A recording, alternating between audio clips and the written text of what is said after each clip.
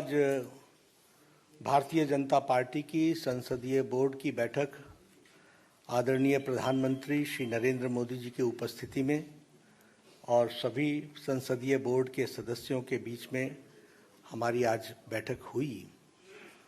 और हम सब लोग जानते हैं कि 15 जून को राष्ट्रपति के चुनाव की अधिसूचना जारी हुई थी और उसी समय ये अधिकृत किया गया था पार्टी की ओर से कि हमारे वरिष्ठ नेता भारत के रक्षा मंत्री श्री राजनाथ सिंह जी और मैं पार्टी के अध्यक्ष के रूप में विभिन्न घटक दलों से और हमारे जो यूपीए के पार्टियां हैं उनके नेता उनके साथ हम बातचीत करें और बातचीत करके राष्ट्रपति के चुनाव के लिए सर्वसम्मति बनाते हुए हम आगे बढ़ें। हमारे आदरणीय राजनाथ जी ने यूपीए के घटक दलों के नेताओं के साथ बातचीत की, कुछ के साथ उन्होंने बातचीत की, कुछ के साथ हमने बातचीत की। बातचीत का दौर चलता रहा, लेकिन कोई सर्वसम्मति पर आने की बात हो नहीं पाई और नामों की चर्चा के बारे में भी कोई सर्वसम्मति नहीं हो पाई। और आज हम जानते हैं कि यूपीए ने अपना राष्ट्रपति का प्रत्याशी घोषित कर दिया है।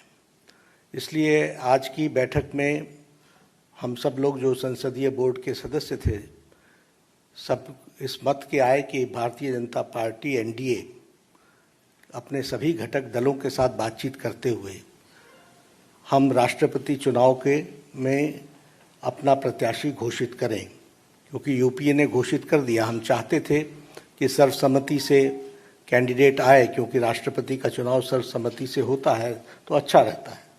लेकिन इस प्रकार का उन्होंने जब कैंडिडेट घोषित कर दिया तो हम लोगों ने आज बैठक में हमारे अपने एनडीए के घटक के लोगों के साथ बातचीत करते हुए और लगभग 20 नामों पर हमारे यहाँ लंबे दौर की चर्चा हुई और चर्चा में सब लोगों के साथ बातचीत करते हुए एक सर्वसम्मति इस बात पर बनी कि सभी नामों पर चर्चा हुई, विस्तृत चर्चा हुई, लेकिन कुल मिलाकर के ये बात सामने आई कि हमें प्रत्याशी के रूप में कोई पूर्व से ढूंढना चाहिए, भारत के पूर्वी क्षेत्र से ढूंढना चाहिए और हो सके और हमारा प्रयास हो महिला को हमको स्थान देना चाहिए।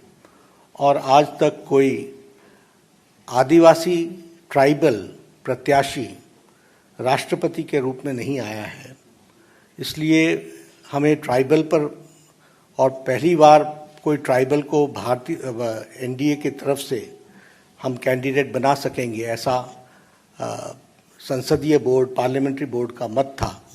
और इसलिए श्रीमती द्रौपदी मुर्मू इनको राष्ट्रपति का प्रत्याशी घोषित किया गया है एनडीए की तरफ से।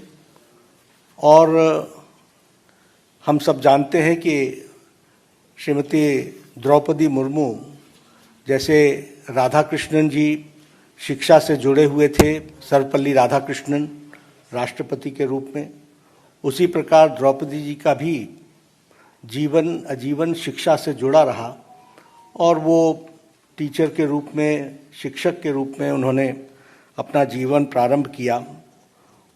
बाद में वो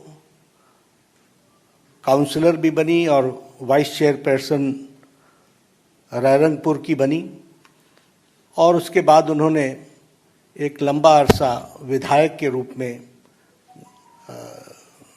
देखा और विधायक के रूप में वो मंत्री बनने का भी उनको सौभाग्य मिला। उन्होंने सरकार में मंत्री के रूप में भी गवर्नमेंट ऑफ उड़ीसा में transport, commerce, animal husbandry ministry और फिशरीज मिनिस्ट्री को भी उन्होंने संभाला।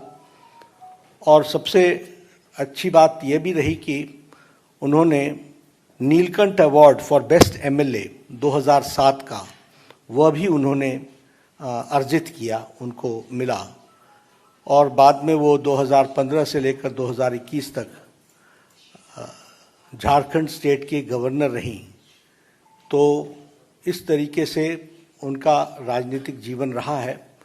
एक बहुत ही संवेदनशील महिला नेत्री, जिन्होंने शिक्षा से अपने आप को जोड़ करके जीवन में आगे बढ़े और जो जो जिम्मेवारियां उनको दी गई उन्होंने बहुत उत्तम तरीके से उसको निभाया है।